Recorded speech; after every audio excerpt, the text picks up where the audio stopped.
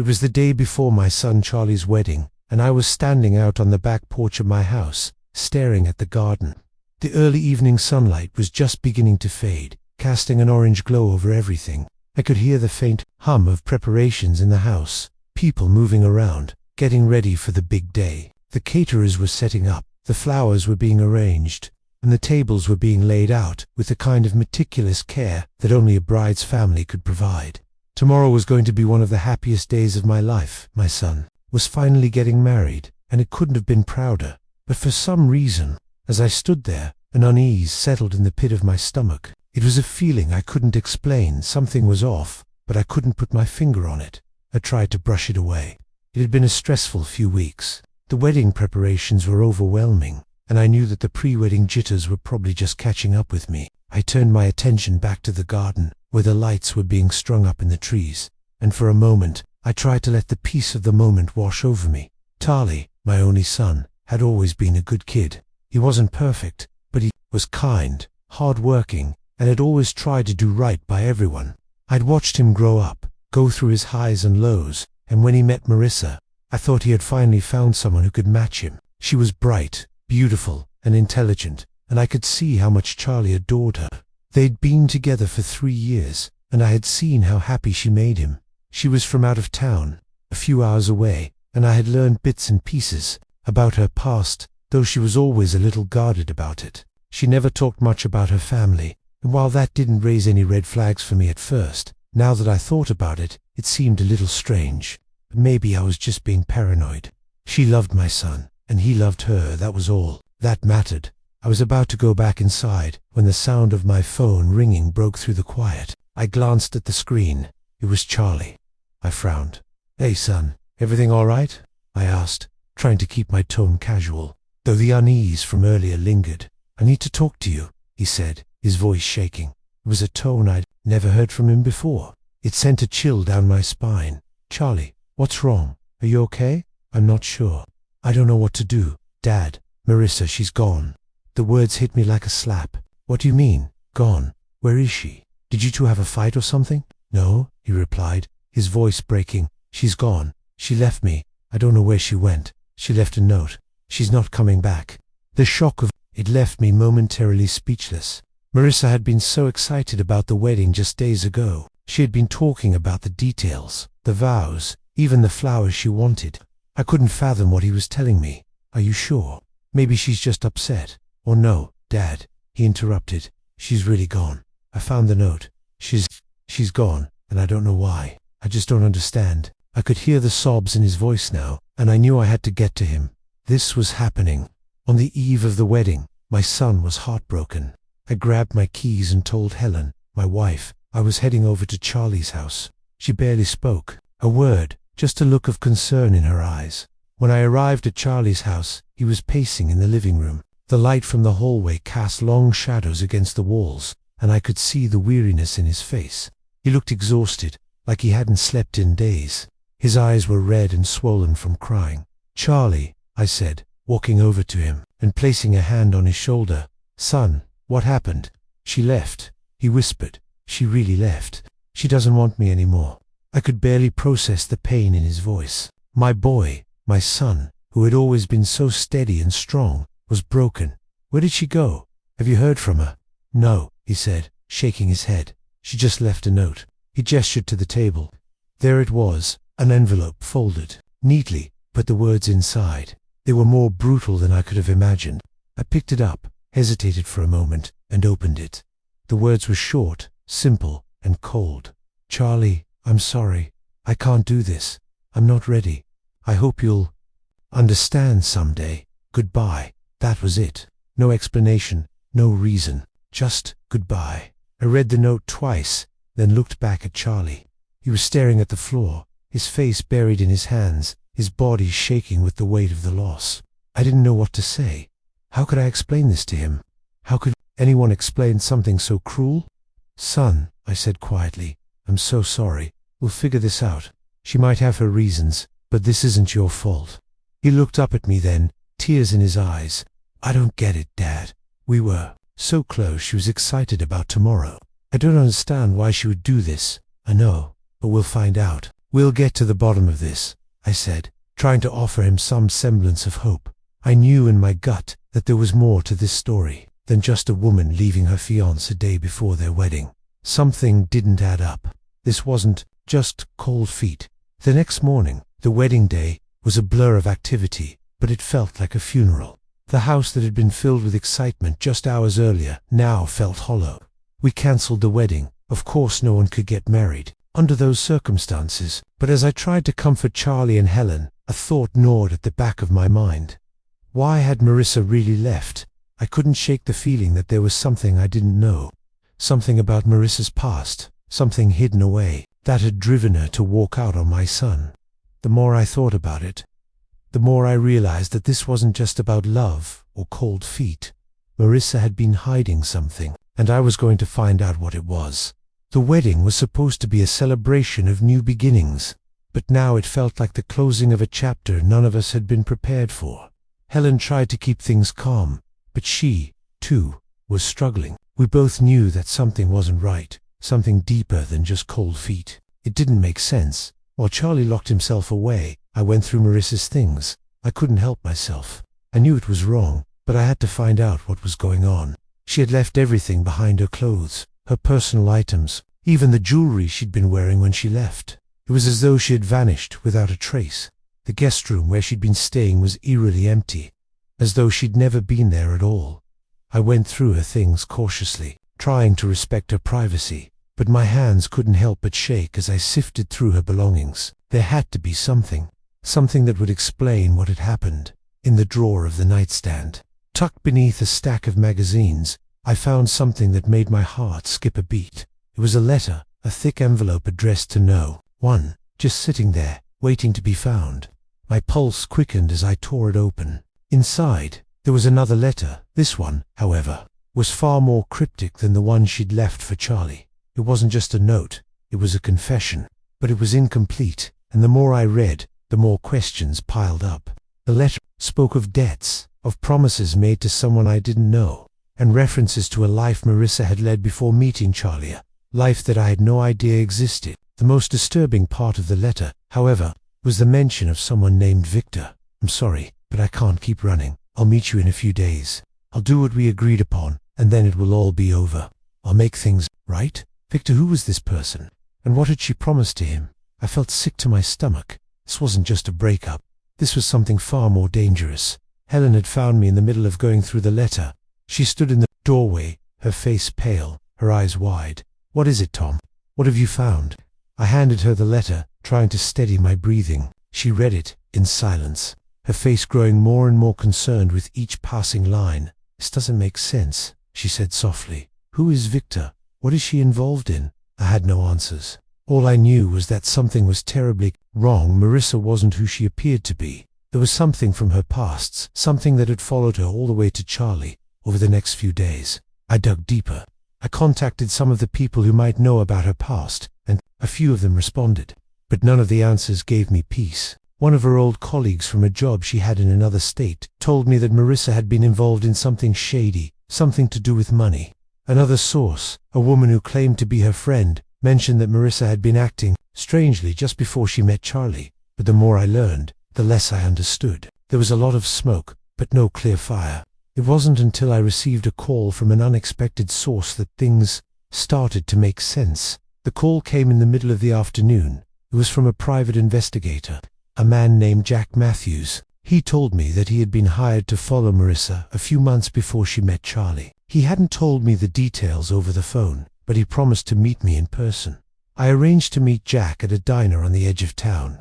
He was an unassuming man in his 50s, wearing a faded brown jacket and a pair of glasses that didn't seem to fit his face. When I sat down with him, he wasted no time. "I've got information about Marissa," Jack said, his voice low. "But it's going to cost you. I don't work for free." I nodded, already knowing what I was in for. "How much?" $5,000. "You want the truth? That's the price." I didn't hesitate. I paid him on the spot, and he slid a file across the table to me. Inside, there were photographs of Marissa, in places I never thought I'd see her, with people I didn't recognize. And in one of those photos, she was with Victor Jack, who'd been tracking her for months. She had been involved in something far worse than just a runaway bride. The pictures confirmed it. Marisa had been living a double life, one that involved criminal dealings, and the more I looked at the evidence, the more I realized how deep this went. Marisa had lied to my son. She had lied to all of us, and now the truth was coming to light. After Jack Matthews handed me the file with the photographs and documents, I sat in my car, feeling the weight of the world pressing down on me. The more I thought about it, the more the anger bubbled up. I had known something was off with Marisa, but I never in a million years imagined this. How could she have lied to Charlie so completely? How could she have kept such a monstrous secret from him? I kept thinking about the young man I had raised, the man who was about to marry the woman he thought was his future. How would he ever look at her the same way again? How would he ever be able to trust anyone the way he trusted her? I didn't know how I was going to break it to him, but I knew it had to be done. The truth had to come out. I called him, my hands trembling as I dialed his number. It rang for what seemed like an eternity before he picked up. "Dad." His voice sounded tired, defeated. "Charlie, I need you to come over. There's something I have to show you. It's about Marisa."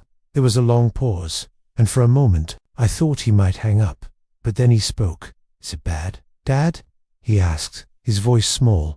"It's worse than you think. I'll explain when you get here." I hung up the phone and sat in the silence.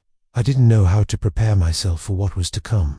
I wasn't sure how Charlie would react, but I knew that once the truth came out, there was no going back. When Charlie arrived, he didn't look like the man who had been so hopeful just a few days ago. He looked broken. His eyes were red and puffy from crying, and his shoulders sagged as though the weight of the world had been placed on him. I led him into the living room, and we both sat down. He was quiet, waiting for me to speak. I began, my voice heavy with emotion. "I don't know how to say this, but Marisa, she's not who you think she is." His eyes flickered with confusion, and I could see the protective instinct in him flaring up. "What are you talking about, Dad? You don't know her like I do. She's the one I love." "I know you love her," I said softly, my heart aching for him, "but she's been hiding things from you. Big things." I took a deep breath, feeling the weight of the words I was about to say. "Charlie, I've been digging into her past. I found things that should have been told to you before you ever got involved with her. She's been lying to you." I pulled out the file Jack had given me and slid it across the table. Charlie stared at it for a moment before picking it up. As soon as he opened it and began flipping through the photographs and documents, his face drained of all color. He didn't say anything at first, just stared at the pictures, each one more damning than the last. There was a photo of Marisa with a man who looked far too familiar, and another one of her standing in front of a building that I recognized as a well-known pawn shop. There were notes scribbled in the margins, indications of transactions, dates, and times. His fingers trembled as he turned the pages, each new photograph hitting him like a punch to the gut. "Dad, what is all of this?" Charlie asked, his voice barely a whisper. I could barely look him in the eye, but I knew I had to tell him the truth. "This is Marisa's past, Charlie. She's been hiding it from you. The woman you thought you were going to marry was involved in some dangerous stuff, financial fraud, possibly even money laundering. She's connected to a man named Victor, someone who's been using her to cover up his tracks." Charlie shook his head, as though he couldn't believe what he was hearing. No, this can't be true. Marisa wouldn't do something like that. She's just scared. She's been through a lot." "I know you want to believe that," I said gently, "but the truth is staring you in the face. She's not who you think she is. She's been lying to you, and you deserve to know the truth." I could see the anger rising in Charlie's eyes now. "I don't believe you," he spat, throwing the file down on the table. "This isn't my Marisa. She would never—" "Charlie, I know this is hard to hear, but I'm your father. I'm not trying to hurt you. I'm trying to protect you from her," he asked bitterly, standing up. "From the woman I love. You're the one who doesn't know her. You're the one who's trying to ruin everything." I stood up, too, and placed a hand on his shoulder. "I know you don't want to hear this, but she left you, son. She didn't just break your heart. She took off because she knew this was coming. She knew I would find out." Charlie looked at me, his face a mixture of confusion and disbelief. "What do you mean?" "She knew. She planned this. You planned to leave before the wedding. She knew I would find out eventually. She was hiding from something, and you were just in the way. She wasn't ready to be honest with you." "Charlie, not now, not ever." Charlie's face twisted in anguish, and he walked away from me, pacing around the room as though he couldn't think straight. "I don't know what to think anymore," he muttered to himself. "None of this makes sense. I've given her everything. I thought we had a future together. I know, son, I know. But you deserve better. You deserve someone who's honest with you." The room fell silent for a moment, and I could feel the weight of everything pressing down on us. I wanted to reach out to him, to hold him and tell him everything would be okay. But I knew that the hurt he was feeling now would last far longer than any comforting words I could offer. After what felt like an eternity, Charlie sat down again, his head in his hands. "What do I do now, Dad?" he asked, his voice breaking. "How do I move on from this?" "You take it one step at a time," I said, my voice firm but kind. "You grieve, you heal, and you move forward. But you don't let her destroy you. You deserve better than someone who lies to you." Charlie looked up at me, his eyes red but filled with a new kind of determination. "I'll figure it out, Dad. I have to. I can't stay stuck in this." The tears were gone now, replaced by a quiet resolve. He was starting to understand what I had been trying to say all along. Marissa's secrets weren't just lies. She had played him, and now he was beginning to see the truth. It was a painful process, but I knew it was necessary. As Charlie left to figure out his next steps, I was left alone in the silence of the house that had once been filled with wedding plans. Tomorrow would have been the happiest day of my son's life, but today was the beginning of a different journey, a journey where the truth came first. No matter how hard it was to face, it had been a week since Charlie had walked out of my house. Still processing the revelation I had dropped on him. He wasn't ready to talk to me much, but I could tell that he was slowly coming to terms with what had happened. His anger had shifted to a quiet sorrow, and the pain in his eyes was almost unbearable to witness. I had given him space, but I knew that the truth was still gnawing at him, the same way it gnawed at me. I couldn't shake the feeling that there was more to the story. Marissa's sudden departure, her strange behavior, the secrecy, everything pointed to a deeper, more sinister plot. The more I thought about the letters I had found and the mysterious victor, the more I realized that I had to keep digging. I decided to go back to the private investigator, Jack Matthews. He had already given me some clues, but I needed to know everything, every detail, every connection, every person involved. There was still something missing, something I couldn't quite piece together. I made the call, and within an hour, I was sitting across from Jack in a small, dimly lit office tucked in a corner of town. The scent of stale coffee and papers filled the air, and the low hum of a fan barely cut through the quiet. "You've got more, don't you?" I asked, my voice low, barely containing my frustration. "I need to know everything." Jack leaned back in his chair, his eyes narrowing. He had a way of observing people, as if he was always one step ahead. "I've been doing some more digging," he said, pulling a thick file from his desk drawer. "It's worse than we thought, Tom. Marissa was involved in a lot more than just running away from your son." He handed me the file, and as I flipped through it, my stomach churned. The pictures were more damning than anything I'd seen before. There were photos of Marissa meeting with several shady-looking individuals, including one that looked like a well-dressed businessman, his face partially obscured. But the real shock came when I turned the page.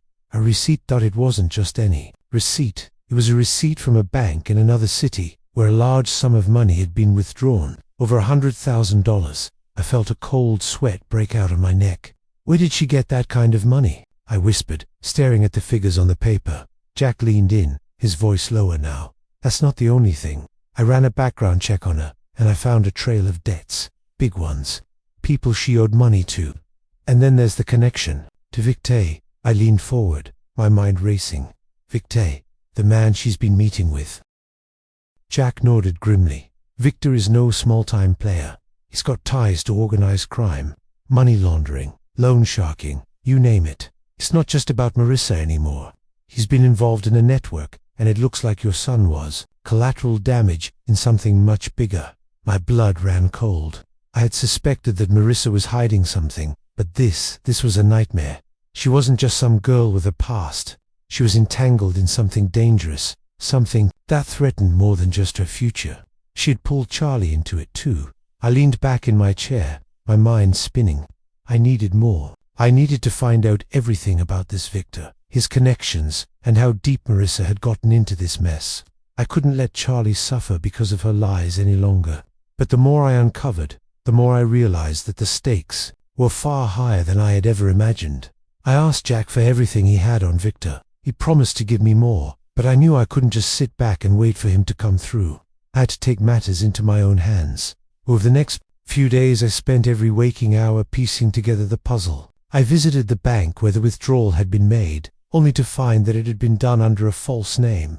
It wasn't Marissa's real name on the account, but a name that traced back to an alias she had used years ago, one that had disappeared from records. I couldn't stop myself from feeling sick. Marissa had been living under a fake identity. She had been lying to everyone, not just Charlie, but to the people she worked with, the people who thought they knew her. And to make matters worse, it looked like she had been living this double life for years. She had made herself a victim, a woman running from her past. But in reality, she had been hiding something far more dangerous. The more I dug, the more I realized that Marissa's departure wasn't a simple case of cold feet, was part of something far bigger. She had been on the run, trying to escape something, and now Charlie was caught in the middle of it. One night, as I sat in my office, looking over the documents I'd gathered, I received another phone call from Jack. His voice was tight with urgency. "You need to hear this," he said. "I've got a lead on Victor." I didn't waste a second. The old warehouse district on the east side of town. There's a shipping container there, one that's been connected to him. I can't guarantee what you'll find, but it's worth checking out. I didn't hesitate. I grabbed my jacket, headed out the door, and made my way to the warehouse district, my heart pounding with every step. If this was the lead I had been waiting for, it could either confirm everything I feared or lead to something even darker than I could imagine. The warehouse was abandoned, its windows shattered and covered in grime. The area was eerily quiet, save for the occasional sound of the wind. I made my way through the maze of metal containers, my flashlight cutting through the darkness. When I found the right one, I hesitated for a moment before forcing the door open. Inside, the container was packed with crates, stacked high to the ceiling. But what caught my attention wasn't the crates, it was the man sitting at the far end of the container, his back to me. Victor. I froze for a moment, unsure of what to do. But before I could think, he turned, his cold eyes locking onto mine. "Tom," he said, his voice smooth, almost amused. "I've been expecting you."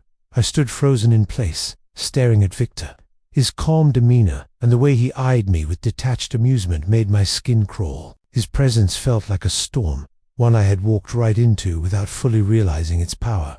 He didn't seem surprised that I was there. He expected me, and that alone made my heart race. "How did you find me?" he asked, leaning back casually against a stack of crates, as though I were an inconvenience he was tolerating. I took a step forward, my voice steady despite the knot in my stomach. "It wasn't that hard. Your name comes up in a lot of places. Victor. Marissa's name is all over your operations, too." He smiled, his teeth flashing in the low light. It wasn't a friendly smile. It was the kind of smile a predator gives before they strike. "You're wasting your time," he said coolly. "Marissa's gone. You'll never find her. And if you keep poking around, you might not like what you uncover. The truth is, well, sometimes it's better left buried." I clenched my fists, trying to control the anger that bubbled up inside me. He was taunting me, and I hated how calm he was about it. But this wasn't about MIT, it was about Charlie. I wasn't going to let him get away with this. "I'm not here for her, Victor," I said, my voice growing firmer. "I'm here for my son. You've ruined his life. You and your little game with Marissa. I don't care about your operations or your money. But if you think you're going to keep pulling the strings behind the scenes, you're wrong." Victor chuckled softly, as if he found my words amusing. "Your son? Oh, Tom, you really don't get it, do you? This isn't just about your son or Marissa. It's much bigger than that. You have no idea what you've stepped into." "Then tell me," I said, my patience thinning. "Tell me what this is all about. Why did you involve her with my son? Why lead him on like this?" His eyes gleamed, almost enjoying my frustration. "You don't get it, do you? Marissa was always a means to an end. She was useful. That's all she ever was to me. But your son is just a pawn, a way to get to something much more valuable.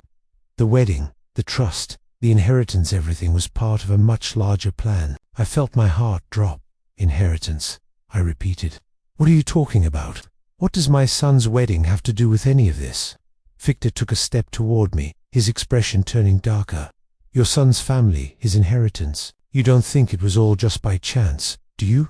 That wedding wasn't just for love. It was a strategy, a plan to get his hands on something much more valuable. My mind raced as the pieces began to fall into place. You're saying you were using Charlie as part of some scheme? A way to get to his family's wealth? Victor nodded slowly, his lips curling into a wicked smile. Exactly. Marissa's role was to get close to him, manipulate him into believing she was the one.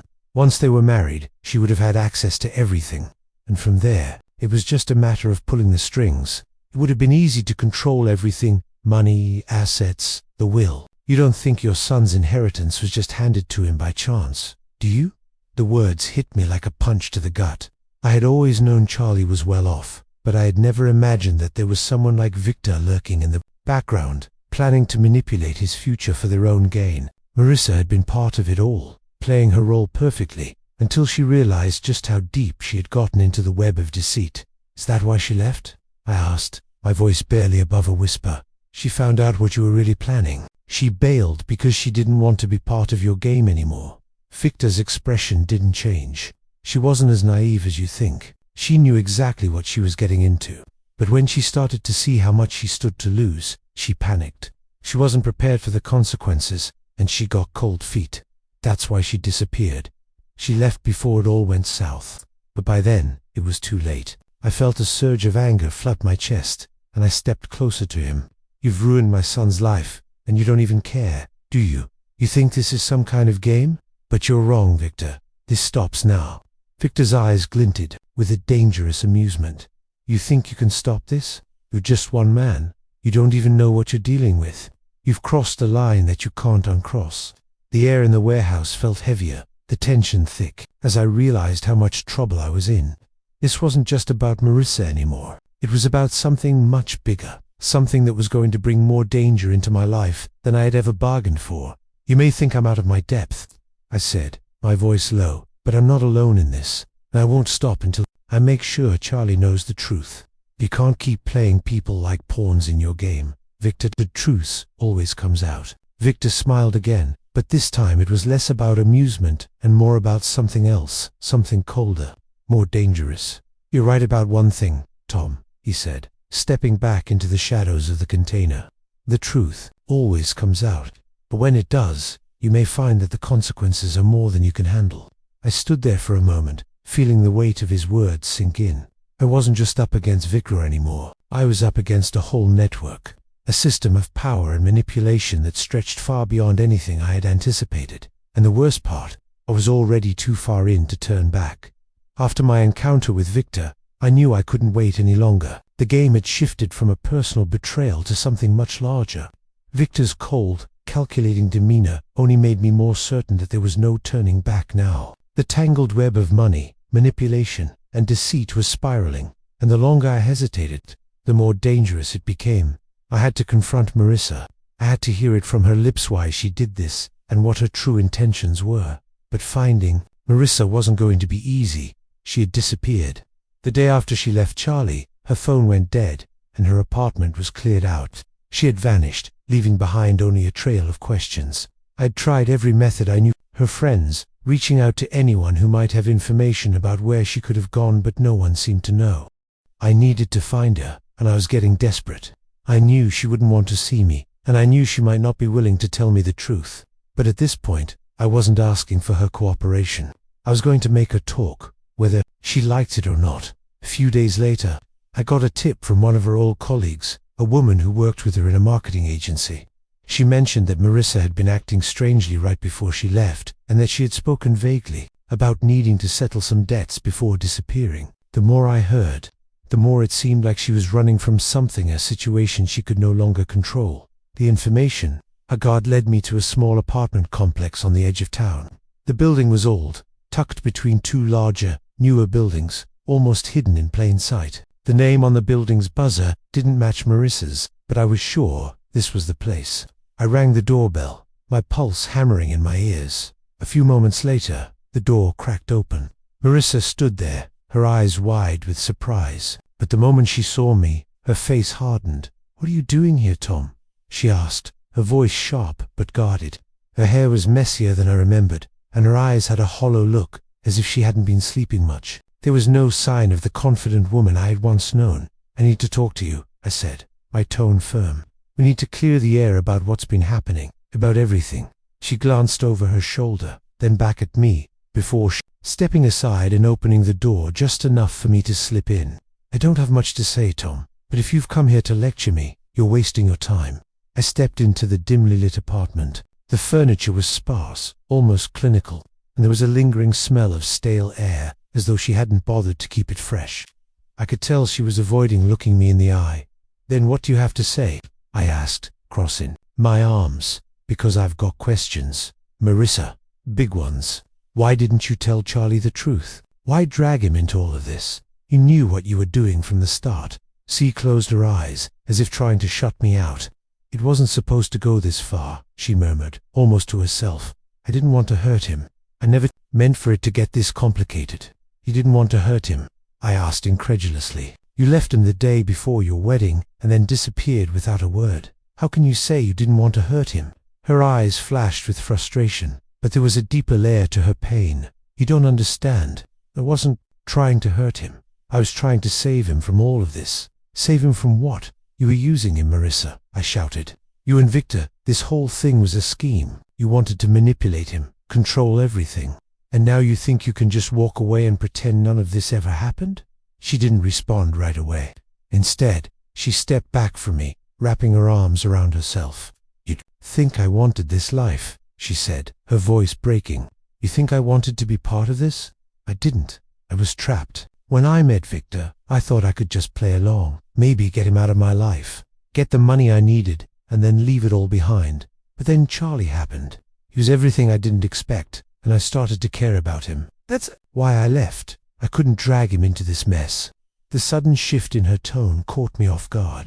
There was genuine remorse in her voice, a regret that I hadn't expected. It was hard to reconcile with the woman who had been playing games with my son's heart just days earlier. So what now? I asked, my voice softer. What are you going to do? You can't keep running. You've already hurt Charlie enough. Marissa turned away from me, walking to the small kitchen counter where she leaned over, resting her head in her hands. I don't know what to do. I never wanted to hurt anyone, but I can't go back. I can't stay here. If I stay in this town, they'll find me. And Victor, he won't let me go. I've made too many mistakes. Victor. I could see now how deep her fear ran. She wasn't just running from guilt, she was running from something far more dangerous. The realization hit me with a cold force. Marissa had been playing a game that was beyond her control, and now she was trapped in it. I took a deep breath. You can't run forever, Marissa. Victor's not going to stop. But you don't have to be alone in this. If you tell Charlie the truth, if you tell him everything, maybe there's a chance for him to understand. But you've got to stop hiding. Her face twisted in despair. He won't understand. He can't. I've already destroyed everything. He'll hate me. We can't decide that for him, I said. But you can decide to come clean. You can't keep lying to him. She hesitated, her eyes filled with conflict. Finally, she nodded slowly. Maybe you're right, but I don't know if I can face him after everything I've done. I stood up straight, my resolve hardening. Then you'll have to, for his sake and for your own. The longer you keep running, the worse this will get for everyone. Marissa turned away from me, her voice small but determined. I'll think about it, but I don't know if I can fix this. Marissa had agreed to meet Charlie, albeit reluctantly. I could see the fear in her eyes, the weight of the past few weeks bearing down on her. But it wasn't just about her anymore. It was about Charlie.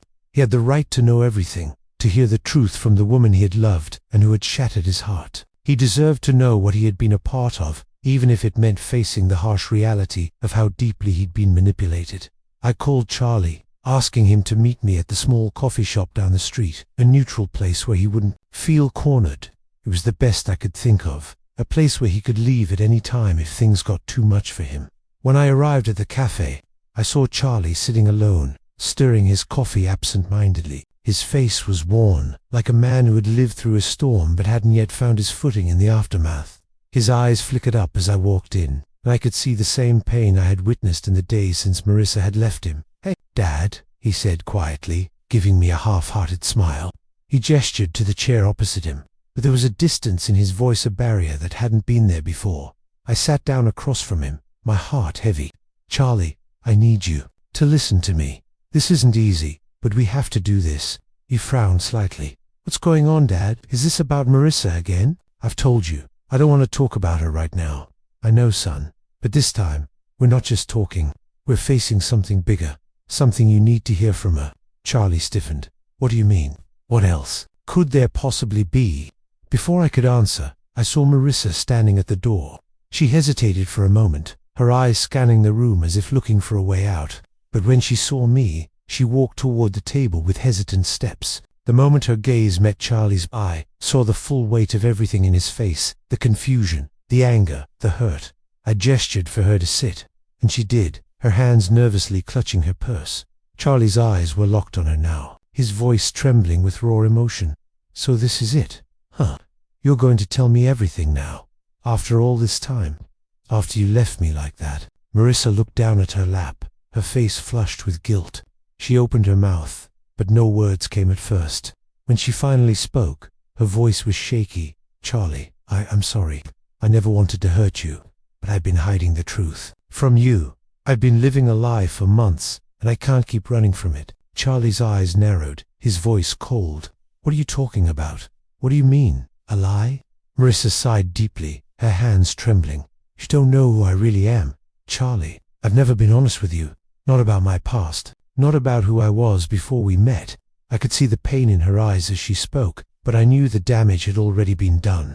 The trust that had been shattered couldn't be pieced together with apologies alone.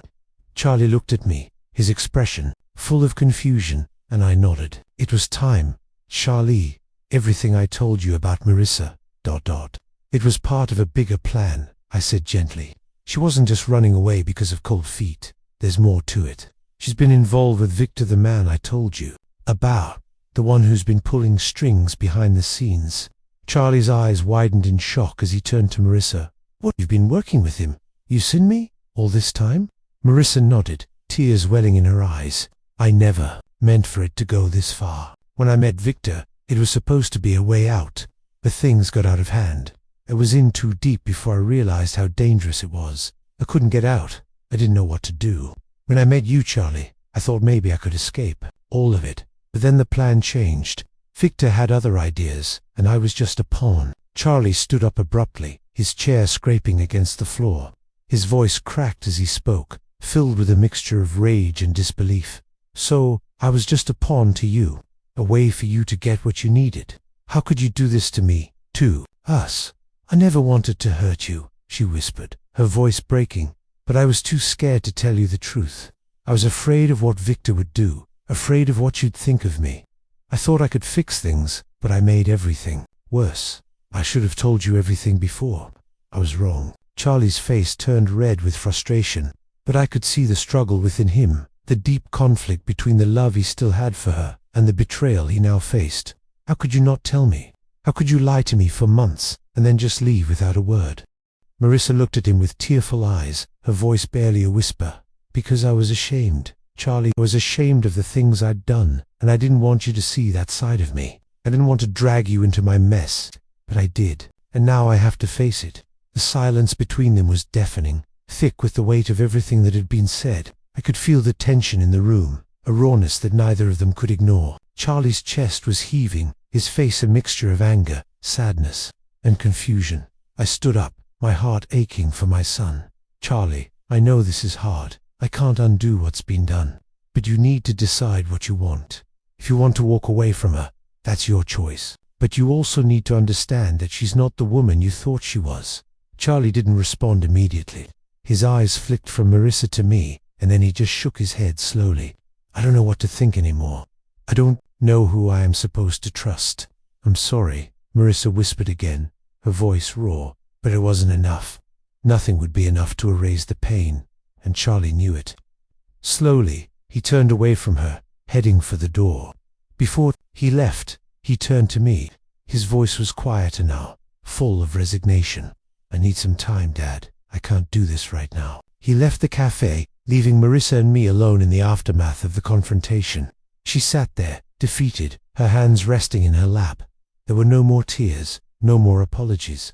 She had said everything she needed to say, but it wasn't enough to fix the damage. I looked at her, the woman who had once been my son's future, now a shadow of the person I had once thought she was. "You've lost him, Marissa," I said softly, "and you've lost yourself along the way." The days following the confrontation felt like an endless waiting game. I kept my distance from Charlie, giving him the space he needed to process everything. He was still angry, still torn, and the emotional distance between us had never felt more palpable. It was painful to see him like this. He had always been my strong, steady son, but now he seemed lost. He couldn't reconcile the man he thought Marissa was with the one she had turned out to be. Marissa, on the other hand, had taken the path I expected. She had disappeared once again, but this time there were no lies, no more truths. She had made a decision to leave town, to get out of the mess she had created. I didn't know where she had gone, and honestly, I didn't want to.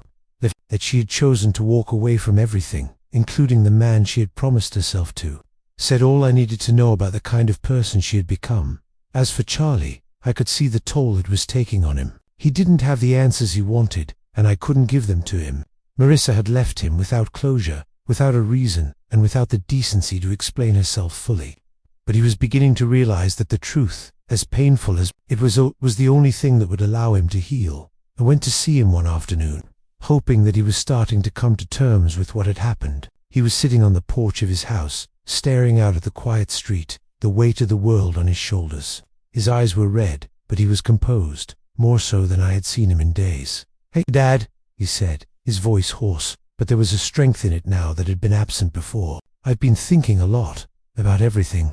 I sat down next to him, feeling the need to give him my full attention. "What's on your mind?" Chala took a deep breath and turned toward me, meeting my gaze with a look of determination. "I'm angry, you know. I'm angry at her. But more than that, I'm angry at myself for not seeing it, for not seeing what she was doing, what she was hiding. I thought I knew her. I thought she was the one. But the truth is, she wasn't." He paused for a moment, and I could see the shift in his eyes. It was as if he was finally accepting the truth, even if it hurt. I'd been holding on to the idea of who she was, but now I realized that she was never who I thought she was. And maybe that's not on her. Maybe that's on me. I didn't want to see the signs. I didn't want to believe it. "Turley," I said softly, my heart aching for him, "it's not your fault. You loved her. You wanted to believe in her. There's no shame in that. But sometimes people, even the ones we love, aren't who we think they are. That's not something you can control." "I know," he replied quietly, his voice stronger. "Now, but I have to move on. I can't keep living in the past. Dad, I have to look forward. I need to figure out who I am without her, without all the lies. It's going to take time, but I'm going to get through this." I could see the weight lifting off his shoulders, bit by bit. It wasn't easy, but he was beginning to find peace, even if just a small piece of it. There would be a long road ahead, but I knew my son. He was resilient. He would find his way. Over the next few weeks, Charlie distanced himself from everything that had to do with Marissa and the chaos she had brought into his life. He focused on his work, on his friends, and most importantly, on himself. Slowly, but surely, he began to rebuild. I, too, had my own journey ahead. There was no turning back for me either. The past few months had changed me, had opened my eyes to the fragility of trust and the darkness that could hide behind a smile. I had witnessed my son's heartbreak, and it had broken me in ways I hadn't anticipated, but I had to keep moving forward, just like Charlie has for Marissa. I heard rumors that she had left town, but nothing concrete. She had vanished into the background, as quietly as she had come into our lives. I knew, deep down, that I'd never hear from her again. She had made her choice, and now, she was left with the consequences of those choices. In the end, it wasn't about revenge or punishing anyone. It was about the hard truth that life doesn't always play out the way we want it to. People make mistakes, they lie, they deceive, and sometimes they walk away when they should have stayed. But life goes on. The wounds heal, slowly but surely. And the people who truly care for you are the ones who help you through it. I sat there with Charlie, in the stillness of that afternoon, knowing that, for now, we were both finally beginning to heal. It wasn't a perfect resolution. There would always be a scar left behind by Marissa's betrayal. But for the first time in a long while, I could see the hope in my son's eyes again, and that was enough. Author's note: this story shows that sometimes the hardest truths are the ones we need to hear. Both Charlie and Marissa were victims of their choices, but in the end, it was their personal decisions that defined their futures. The process of healing from betrayal isn't quick, but with time and the support of those who love you, it's possible to move forward. This tale serves as a reminder that the truth, however painful, always finds its way to the surface, and that justice doesn't always come in the form of revenge, but in the strength to rebuild.